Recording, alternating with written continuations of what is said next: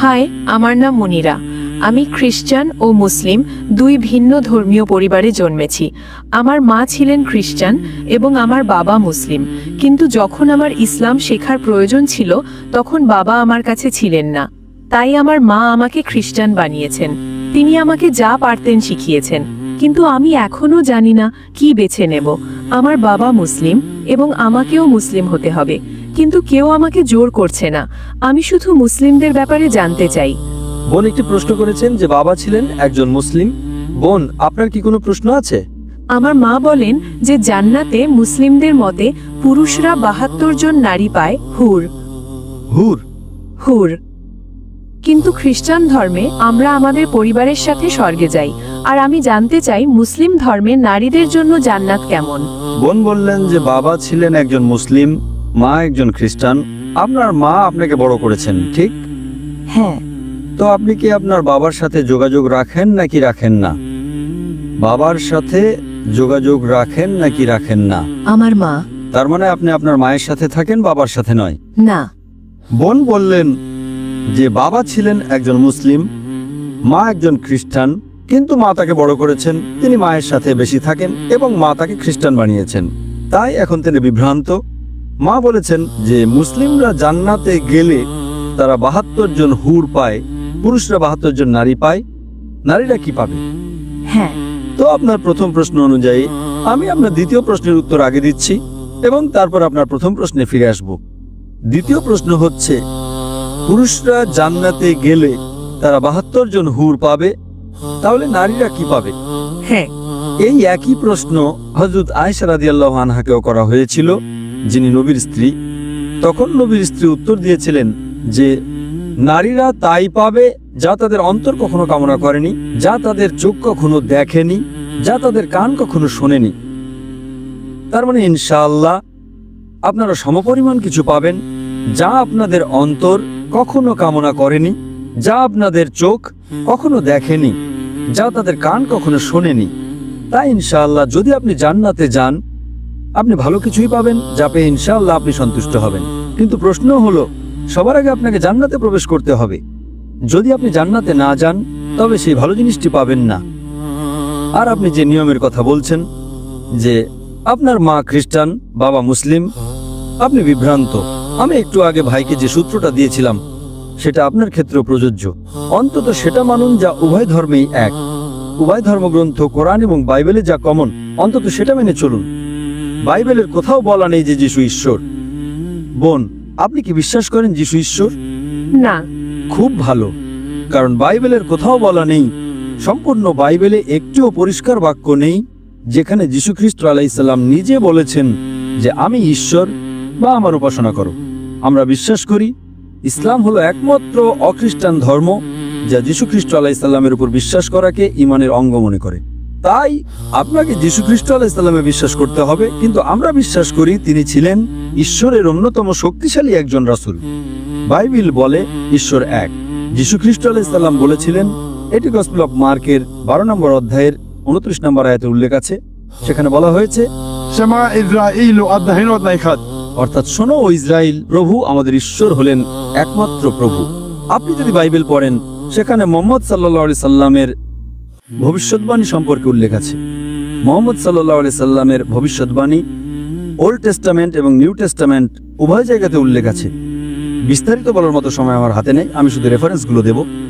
It's mentioned in the book of Deuteronomy, chapter number 18, verse number 18. Muhammad সাল্লাল্লাহু আলাইহি সাল্লামের আগমনের কথা উল্লেখ আছে। In the book of Deuteronomy, chapter number 18, verse number 19. In the book of Isaiah, chapter number 29, verse number 12. In the Song of Solomon, chapter number 5, verse number 16. নবী মুহাম্মদ সাল্লাল্লাহু আলাইহি সাল্লামের নাম উল্লেখ করা হয়েছে। এমনকি নিউ টেস্টামেন্টেও তার ভবিষ্যৎবাণী করা হয়েছে। In the Gospel of John, chapter number 14, verse number 16. In the Gospel of John, chapter 15, verse number 26. In the Gospel of John, chapter number 16, verse number 7. অনেক জায়গায়। আমি আপনাকে মাত্র একটি রেফারেন্স দিচ্ছি। Gospel of John, chapter number 16, verse number 12 to 14 says, তোমাদের বলার মতো আমার অনেক কিছু আছে, কিন্তু এখন তোমরা তা সহ্য করতে পারবে না, কারণ তিনি যখন সেই সত্যের আত্মা আসবেন, তিনি তোমাদের সমস্ত সত্যের পথ দেখাবেন। তিনি নিজের থেকে কিছু বলবেন না, তিনি যা শুনবেন তাই বলবেন। তিনি আমাকে মহিমান্বিত করবেন। এই ভবিষ্যৎবাণীটি সর্বশেষ ও চূড়ান্ত রাসূল মুহাম্মদ সাল্লাল্লাহু আলাইহি সাল্লাম ছাড়া আর কারো দিকে ইঙ্গিত করে না। আপনি যদি আরো বাইবেল পড়েন এবং কোরআন পড়েন, কোরআন বলছে মদ পান করো না। Chapter 5, verse number 90. বাইবেল বলছে In the book of Proverbs, chapter 20, verse number 1. And the book of Ephesians, chapter 5, verse number 18. মদ পান করো না। কোরআন বলছে শুকরের মাংস খেও না। Surah Baqarah, chapter 2, verse 173. Surah Ma'idah, chapter 5, verse number 3. Surah Anam, chapter 6, verse 145. Surah Nahl, chapter 16, verse number 115. 4টি জায়গায়, বাইবেল 3টি জায়গায় বলছে শুকরের মাংস না খেতে। In the book of Leviticus, chapter number 11, verse number 7 and 8. In the book of Deuteronomy, chapter number 14, verse number 8. In the book of Isaiah, chapter 65, verse number 2 to 5. শুকরের মাংস খেও না। তাই যদি আপনি একজন ভালো খ্রিস্টান এবং একজন ভালো মুসলিম হতে চান, এক ঈশ্বরে বিশ্বাস করুন। বিশ্বাস করুন তার কোনো প্রতিমূর্তি নেই, তার কোনো মূর্তি নেই। সর্বশেষ ও চূড়ান্ত রাসূল মুহাম্মদ সাল্লাল্লাহু আলাইহি সাল্লামে বিশ্বাস করুন। মদ পান করবেন না, শুকরের মাংস খাবেন না, জুয়া খেলবেন না। কোরআন হিজাব সম্পর্কে বলছে Surah Nur, chapter 24, verse number 30 and verse number 31. যে নারীদের শালীনতার সাথে পোশাক পরা উচিত। একই কথা বাইবেলের Book of Deuteronomy, chapter number 22, verse number 5. নারীদের এমন পোশাক পরা উচিত নয় যা পুরুষের সাথে সম্পৃক্ত, এবং পুরুষেরও নারীর পোশাক পরা উচিত নয়। It's mentioned in the 1 Timothy, chapter number 2, verse number 9. যে নারীদের সংযত এবং লজ্জাশীলতার সাথে পোশাক পরা উচিত। তাদের দামি পোশাক এবং চুলে স্বর্ণের বেণী থাকা উচিত নয়। It's mentioned in the 1 Corinthians, chapter number 11, verse number 5 and 6. যে নারী মাথা অনাবৃত রাখে সে তার মাথাকে অসম্মান করে, তার মাথা মুড়িয়ে ফেলা উচিত। কোরআনের চেয়ে বাইবেল বেশি কঠোর। কোরআনে কোথাও বলা নেই যে নারী মাথা ঢেকে রাখে না তার মাথা মুড়িয়ে ফেলা উচিত। It's mentioned in the Bible, 1 Corinthians, chapter number 11, verse 5 to 6. যে নারী প্রভুর কাছে প্রার্থনা করে এবং তার মাথা ঢেকে রাখে না তার মাথা মুড়িয়ে ফেলা উচিত। তাই যদি আপনি একজন ভালো খ্রিস্টান এবং একজন ভালো মুসলিম হতে চান, হিজাব পরুন। আপনি যদি মাদার মেরির ছবি দেখে থাকেন, আপনি কি মা মারিয়ামের ছবি দেখেছেন? বোন, আপনি মা মারিয়ামের ছবি দেখেননি? না। মা মারিয়ামের ছবি দেখেননি? মা মারিয়াম যীশু খ্রিস্টের মা। হ্যাঁ, আমি তাকে দেখেছি। আপনার মা কি আপনাকে দেখাননি? হ্যাঁ। আপনি কি জানেন তিনি পুরোপুরি আবৃত থাকেন? তার পুরো শরীর ঢাকা থাকে শুধু মুখমণ্ডল এবং হাতের কবজি ছাড়া। তাই আপনি একই পোশাক পরুন বোন, মা মারিয়ামের পোশাক পরুন। আপনি একজন ভালো খ্রিস্টান এবং সেই সাথে একজন ভালো মুসলিমও হবেন। তাই কোনো বিভ্রান্তি নেই। অন্তত যা সাধারণ তা মেনে চলুন।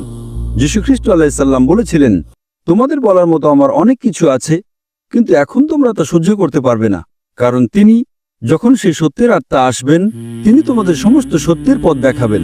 এখানে মুহাম্মদ সাল্লাল্লাহু আলাইহি ওয়াসাল্লামের কথাই বলা হচ্ছে। এখন নবী মুহাম্মদ সাল্লাল্লাহু আলাইহি ওয়াসাল্লাম ইতিমধ্যেই চলে এসেছেন, তার কাছে কোরআন নাজিল হয়েছিল। আপনি কোরআন এবং সর্বশেষ ও চূড়ান্ত রাসূলের সহিহ হাদিস পড়ুন। আপনি একজন খুব ভালো খ্রিস্টান এবং একজন খুব ভালো মুসলিমও হবেন বোন। বোন, আপনি কি বিশ্বাস করেন ঈশ্বর একজন? হ্যাঁ। আপনি কি বিশ্বাস করেন যিশু ঈশ্বর? না। আপনি কি বিশ্বাস করেন নবী মুহাম্মদ সাল্লাল্লাহু আলাইহি ওয়াসাল্লাম ঈশ্বরের একজন রাসূল? হ্যাঁ। মাশাআল্লাহ। তাহলে অন্তত আপনি ইসলামের মৌলিক নীতিগুলোর সাথে একমত। তাহলে আপনি কি শাহাদা পাঠ করতে চান? আপনি কি ইসলামের ছায়াতলে প্রবেশ করতে চান? আমাকে এখনো চিন্তা করতে হবে। যদি আপনি বিশ্বাস করেন ঈশ্বর এক, যদি বিশ্বাস করেন নবী মুহাম্মদ সাল্লাল্লাহু আলাইহি ওয়াসাল্লাম ঈশ্বরের একজন রাসূল, যদি বিশ্বাস করেন যিশু ঈশ্বর নন, তাহলে আপনি প্রবেশ করতে পারেন। বাকি বিষয়গুলো আপনার কাছে পরিষ্কার হয়ে যাবে। স্কুলে ভর্তি হন, তারপর আপনি আরো অনেক কিছু শিখতে পারবেন। কিন্তু যদি আপনি 100% নিশ্চিত হন যে ঈশ্বর এক, যদি 100% নিশ্চিত হন যিশু ঈশ্বর নন, যদি 100% নিশ্চিত হন যে নবী মুহাম্মদ সাল্লাল্লাহু আলাইহি ওয়াসাল্লাম ঈশ্বরের একজন রাসূল, তাহলে মুসলিম হওয়ার জন্য এটাই আপনার প্রাথমিক আবশ্যকতা। এবং তারপর পরবর্তীতে আপনি হিজাব করতে পারেন, সালাত আদায় করতে পারেন, শুরু করতে পারেন ধীরে ধীরে। কিন্তু যদি এই দুটি বিষয়ে বিশ্বাস করেন যে আল্লাহ ছাড়া কেউ উপাসনা নেই, এবং আপনি বিশ্বাস করেন যে নবী মুহাম্মদ সাল্লাল্লাহু আলাইহি ওয়াসাল্লাম আল্লাহর রাসূল, এই দুটো বিষয় আপনার মুসলিম হওয়ার জন্য ন্যূনতম আবশ্যকতা, যাতে আপনি আপনার বাবাকেও খুশি করতে পারেন এবং আপনার মাকেও খুশি করতে পারেন। আপনি কি আপনার বাবা এবং মা দুজনকে খুশি করতে চান না? হ্যাঁ। তাহলে যদি আপনি বিশ্বাস করেন যে শুধুমাত্র একজন ঈশ্বরই আছেন এবং আপনি বিশ্বাস করেন নবী মুহাম্মদ সাল্লাল্লাহু আলাইহি ওয়াসাল্লাম হলেন রাসূল, তাহলে আপনি কেন ইসলামের ছায়াতলে প্রবেশ করতে চাইছেন না? কারণ আমি এ ব্যাপারে খুব বেশি জানি না। আমার মা খ্রিস্টান, বাবা মুসলিম, আমি কাউকে কষ্ট দিতে চাই না। ঠিক আছে, যখন স্কুলে ভর্তি হন আপনি জানেন না দশম শ্রেণীতে কি পড়ানো হয়? আপনি কি জানেন? হ্যাঁ নাকি না? যখন আপনি স্কুলে ভর্তি হন, যখন আপনি নার্সারিতে যান, আপনি আরো শিখবেন।